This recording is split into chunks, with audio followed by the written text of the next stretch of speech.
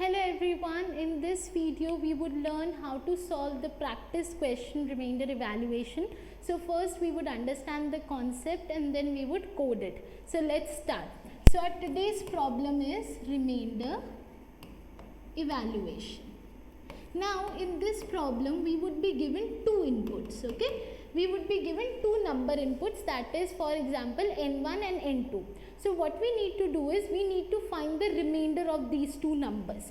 That means that I am given n1, for example it is 7, and I am given n2 which is 2. So what I need to do is I need to find its remainder. That means if I divide 7 by 2, so this goes 3 and I have the remainder 1, right?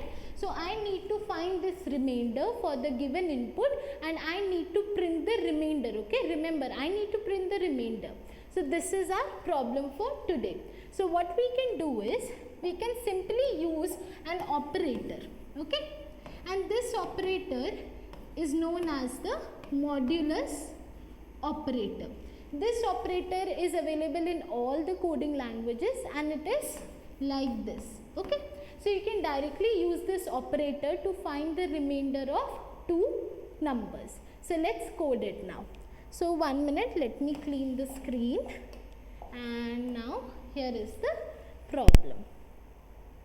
Now see, in the problem it is described that you are given two numbers and your task is to find the remainder of the numbers.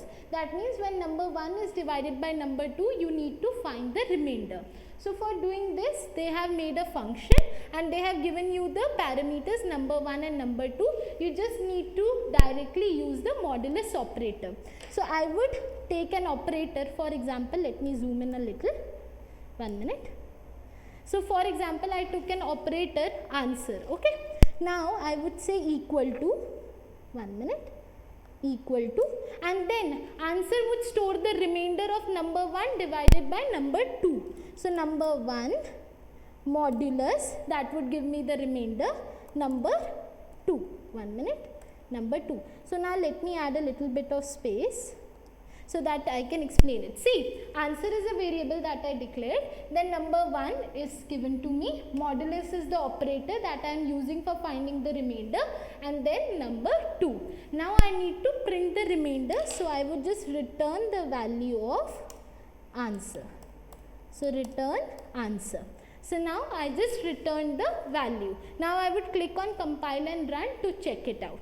So 1 minute, let's wait. It is getting compiled for the test cases first. See, it has, 1 minute, it has cleared the test case because see, my output is matching the expected output, and now I would click on submit for finally solving this problem. So let's wait, it would test for multiple test cases. See, all the test cases are passed and my problem is solved successfully. So I hope you found this video helpful and thank you so much for watching it. Thank you.